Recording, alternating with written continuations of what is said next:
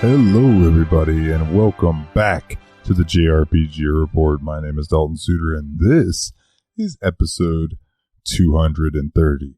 We have some good news this week, so I hope that you all are ready to hear it, and I hope you all have had a wonderful week, and it rolls into a beautiful weekend. And speaking of rolling into things, let's just roll into it, shall we? Eiyuden Chronicles 100 Heroes got a new trailer at Gamescom 2022. Publisher 505 Games and developer Rabbit and Bear Studios have released a new trailer for strategy RPG, Eiyuden Chronicle 100 Heroes. And here is an overview via the store pages for you. Our story begins in one corner of Alran, a tapestry of nations with diverse cultures and values. By dint of sword and by way of magical objects known as rune lenses, the land's history has been shaped by the alliances and aggressions of the humans, beastmen, elves, and desert people who live there. The Galdian Empire has edged out other nations and discovered a technology that amplifies the rune lenses magic. Now, the Empire is scouring the continent for an artifact that will expand their power even further. It is on one such expedition that Sane Kessling, a young and gifted Imperial officer, and Noah, a boy from a remote village, will meet each other and become friends. However, a twist of fate will soon drag them into the fires of war and force them both to re-examine everything they believe to be right and true. So if you would like to check out this trailer, I did retweet this over at JRPG Report on Twitter. And Eiyuden Chronicle 100 Heroes is due out for PlayStation 5, Xbox Series, PlayStation 4, Xbox One, Switch, and PC via Steam and Epic Games Store in 2023. It will also be available via Xbox Game Pass. So publisher Square Enix and developer Soleil have released new information and screenshots for Valkyrie Elysium, introducing new character Armand, new Einherjar, Christopher and Taika, and more on the battle system. So Armand is a male human whom Valkyrie encountered in Midgard. He appears to be searching for something in the collapsing world, despite not knowing exactly what he seeks. And then Einherjar are the spirits that serve Valkyrie. In this title, the story revolves around dynamics between Valkyrie and Einherjar. In battle, they fight alongside Valkyrie and play a supporting role, assisting in combos and imbuing elements while summoned. By using Einherjar skillfully, players can gain the advantage in battle. Now, the first Einherjar that they showed off is Christopher, and he is an Einherjar specializing in spear combat. Before her death, she was the princess of South Lucarda. Okay, so that's a woman. My bad. And the next one is Taika, who is an Einherjar that wields magic, and she was once a guardian who protected her motherland with her magic. So, as far as the battle system goes, the soul gauge will fill up when the player collects items and or blue souls, and you will use this energy stored in the soul gauge to summon an Einherjar. And when summoned, the Einherjar will grant their elemental properties to Valkyrie, strengthening her attacks. And there's also something they call divine arts. These are special attacks learned by obtaining scrolls from treasure chests. Once these divine arts are equipped, they can be utilized by consuming charge out of the arts gauge, which fills up from items and landing combos. Each divine art has an associated element. Using these to exploit an enemy's weakness may provide you an advantage in battle. And of course, the divine arts are fire, lightning, ice, earth, holy, void, darkness, and heart, together summoning Captain Planet. No, I'm just kidding. There are also soul chains, and soul chains allow for the player to extend a wire to a point in the distance to travel quickly. Not only will this allow players to go where a simple jump cannot reach, but it can also be utilized to move quickly in on an enemy. And up to 2 weapons can be equipped simultaneously. They can be swapped depending on the enemy you're facing or your personal playstyle preference. Players can raise the level of weapons by enhancing them, increase attack power, and or unlock new attacks. And furthermore, once the weapon reaches a certain level, the player can attach runes to them, which will enhance the offensive or defensive power. So if any of that sounds remotely interesting to you, Valkyrie Elysium is due out for PlayStation 5 and PlayStation 4 on September 29th, followed by PC via Steam on November 11th. And so this is not necessarily JRPG related, but I'm sure a lot of you listening are like me, or maybe not, but I assume some of you, at least I'll say that, some of you grew up watching Toonami anime at night, and it really gave you a love for that Japanese style, along with playing JRPGs. I hope that makes sense. Anyways, I thought this article was interesting enough to bring it up on the show. And if not, please just skip past this, and I do apologize. But fans and curious onlookers can now see what an American Sailor Moon adaptation might have looked like. YouTuber Ray Mona uncovered a copy of the pilot episode of an attempt to remake Sailor Moon for American audiences. Produced in 1994 by legendary kids TV executive Haim Saban and nicknamed Saban Moon by fans, the show that never aired. In fact, it was never seen by the wider public outside of a trailer shown at Anime Expo in 1995. Ray Mona managed to obtain a copy of the series pilot from, of all places, the U.S. Library of Congress as part of her documentary Finding Saban Moon, The Western World of Sailor Moon. So this is actually on YouTube now. You can check out the original pilot on YouTube. It's best experienced with some knowledge of the context of the production. The documentary is available on Ray Mona's YouTube channel and accessible via, I think you can just search them. I think there's a part 1 and a part 2. Journalist Cecilia D'Anastasio, that is such a cool last name, D'Anastasio, wrote a feature detailing her own effort to track down evidence and copies of American Sailor Moon in 2018. D'Anastasio also assisted Ray Mona in finding the copy that appeared in the documentary. So I just thought that was super cool. I had no idea that was a thing. Sailor Moon looks pretty much as originally described. All in all, it was an attempt to produce an American-rooted version of the Goliath Japanese original franchise. At the time, it was a common practice to adapt Japanese and other foreign properties in this way for the U.S. broadcast. TV executives believed that American viewers weren't interested in content that was obviously rooted in another country. Little did they know, right, guys and gals? This view led to some early attempts at localization, ranging from the successful, which is, for example, Saban's Power Rangers, which was an adaptation of Super Sentai, to the notorious Harmony's Gold rearrangement of Macross and other mecha anime into the Robotech franchise.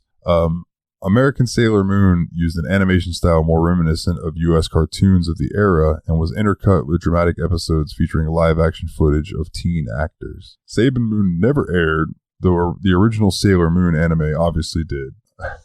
The story was later remade as Sailor Moon Crystal in 2014 with an upcoming movie set to adapt the manga's final story arc. So yeah, I just thought that was interesting. Like, after all these years, they finally found this pilot they've been looking for of Sailor Moon. I thought that was very, very interesting. So up next, publisher All In Games and developer Ironbird Creations have announced Phantom Hellcat, a Nier-inspired hack-and-slash adventure game. Here is a little overview about it. Phantom Hellcat is a dynamic action-adventure game with showy combos and a theatrical setting. When demons kidnap Jolene's mother, the teenager must take to the stage and save her. But in the world of plays and props, things are not always what they appear to be. A mysterious theater holds a sinister secret, demons imprisoned inside, guarded by a lonely overseer. When one of those seals loses power, evil forces abduct their guardian to another dimension. All that's left behind is her rebellious daughter, Jolene. Through her mother's craft is a tough act to follow. Jolene must master it in no time. She must use her magic masks to navigate through different deadly plays, to upstage a mysterious trickster and save her family. Jump into this dynamic hack-and-slash combat in vibrant but treacherous fantasy worlds interwoven with a theatrical setting. Slide, dash, and push forward to reach your grand finale. So that sounds cool, but there is no release date on it yet. But anything Nier-inspired has my attention because Nier was, like, groundbreaking, and I can't wait to eventually get around and play it. But from everything that I've heard, Nier is fantastic. And I've seen people, videos of people playing it, and the combat looks right up my alley. So MiHoYo has released version 3 update for Genshin Impact, which adds the new region Sumeru and playable characters Tainari, Koli, and Dori. It added new domains, new equipment, events, story, and more. And there is a massive, massive list of all the things that were added in patch notes. I'm not going to bore you all with going through all of that. I did want to let you know, though, that Update 3 is now available And for people who have maybe been sitting on the fence about wanting to check out Genshin Impact, all I have to say is, if you can ignore spending money on the game, then it's an absolute blast. Like, you don't have to spend the money because you can earn Primo Gems, which is the same currency that you can buy. It's just, do you want to save the time by putting in money? And that's up to you. If that's your prerogative, that's fine. But all the characters that I have gotten just from earning currency, and it's a blast. It's a beautiful game, and I really want to go and I might have to reinstall it and go check out this new region because it sounds quite interesting. So, Soul Hackers 2. Just when I thought that we were done hearing about Soul Hackers 2, I was wrong. Soul Hackers 2 launches in just under a week, and Atlus wants potential players to get a taste of its opening minutes. To that end, it uploaded the Soul Hackers 2 opening to its official YouTube account. The opening features Arrow going through his morning routine. Other scenes from early parts of the game featuring Ringo, Fig-U, and the rest of the party play out alongside the theme song. Besides the Soul Hackers 2 opening, Atlus West also issued streaming guidelines for players that are showing the game. Companies occasionally place such rules into practice to prevent streamers and lets players from spoiling too much of the game's story for their viewers, and the guidelines vary from game to game and company to company. Enforcement also varies. Bandai Namco's guidelines for Digimon to Survive amounted to a polite request.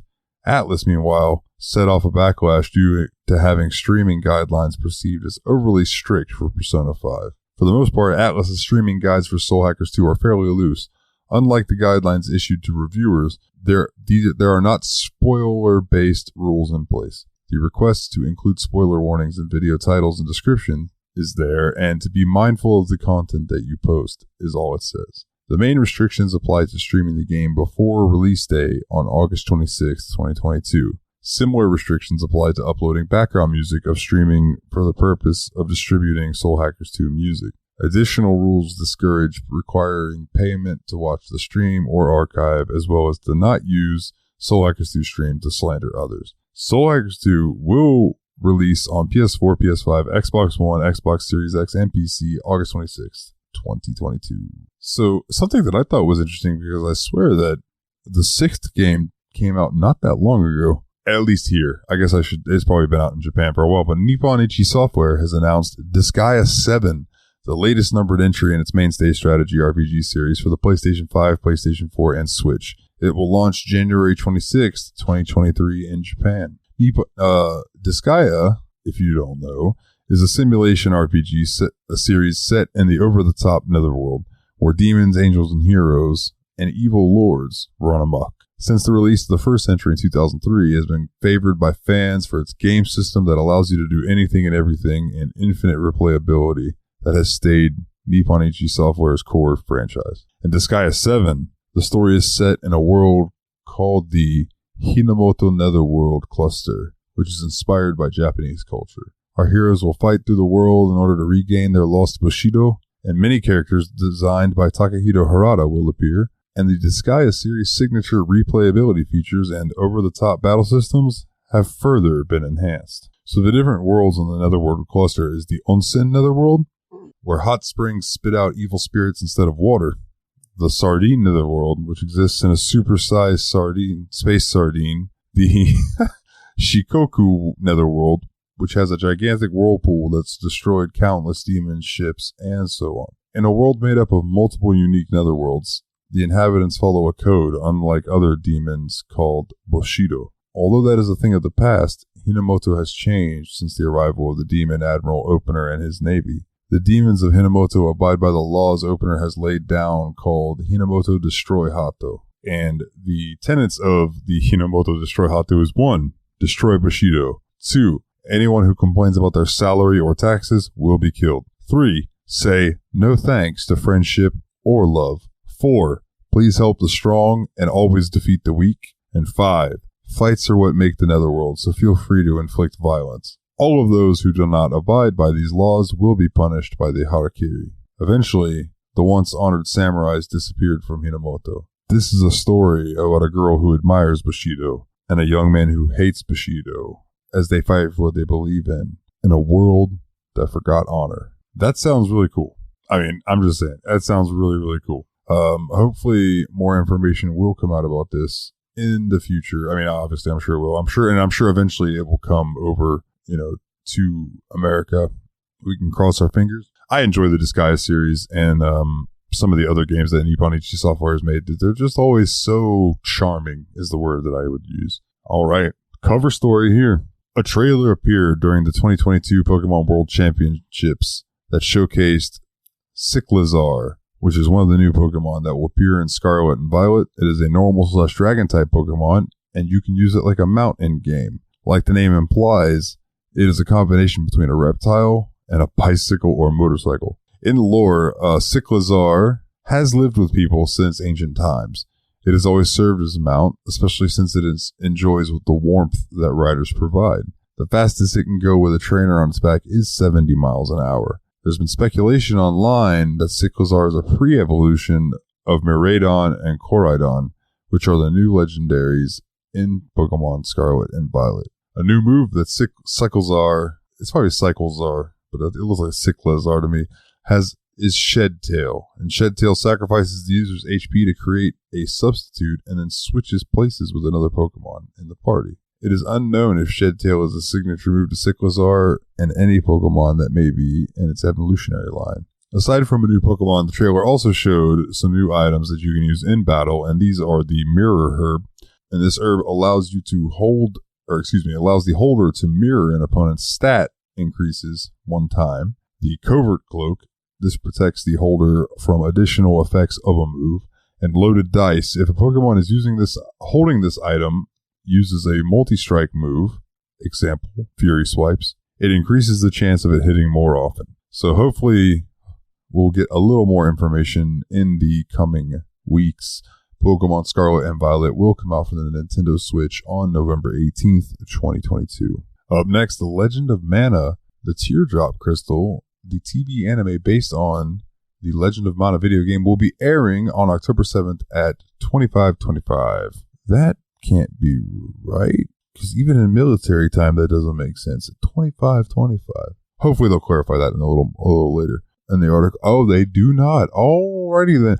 In Japan, the anime will air during MBS and TBS Super Animeism of the programming block. And starting today, a new commercial for The Legend of Mana, the Teardrop Crystal will begin airing during that block. So if you would like to check that out, the commercial for it is up on YouTube. I know I have a few friends who really enjoy the Mana series, including Legend of Mana. So keep your eyes peeled for this. I'm sure it'll maybe come out on maybe Crunchyroll or something like that eventually for us. And in the final news, Monster Hunter Rise Sunbreak expansion title update 2 will launch in September. Capcom has announced with a new trailer showcasing the huntable monster Flaming Espinas. The update will also add several other monsters, including rare species and powered-up monsters. The Monster Hunter Rise Sunbreak expansion is available right now for Switch and PC via Steam. And if you would like to see these trailers, you can go check them out on the Monster Hunter YouTube channel, or you can go to @JRPG Report on Twitter, and I did retweet this. So not a ton of news this week, but some good news. There's some really cool games coming out, and I just cannot wait. I hope you all enjoyed this, and time for some house cleaning. Let's run through it, shall we? If you'd like to find us on Facebook, you can find us at facebook.com/JRPG Report. And like I mentioned, we are on Twitter at JRPG Report. And if you would so kindly love to support the show, that would mean a lot to me. And that would be at patreon.com/JRPG Report. You can catch the Let's Plays, which I'll admit I'm behind a little bit on the Let's Plays since I've started working. But I am going to be doing my best to still get that out for everyone. So maybe on my next day off, I'll get one or two up. But if you would like to be one of the patrons, you can get a shout out each and every episode, like these wonderful, wonderful people: Kim C, Jake W, Jordan K, Kularian, Taylor F, and Master Loot. You guys rock. If you would like to hear more of me, you can find me on the Steam Machine podcast, which is a bi-weekly PC gaming podcast for me and my buddies Nate and Willie, the Destructo Bros, as I call them. We just play through my backlog of PC games and talk about the games. And there's been plenty of JRPGs on there for you guys to go and sink your teeth into. So if that tickles your fancy, then by all means, go check it out. And if you're not afraid of a little more risque content, but you're looking for some laughs, I'm also on yet another BS podcast with my buddy Jeremy. And that's just, we just get together and shoot the bull for, I think the last episode was 4 hours. So sometimes it's a little long-winded, but we take questions in from listeners and it's a great time. We love answering questions. Some of them are, it varies from the most random questions in the world to some like serious looking in yourself deep questions.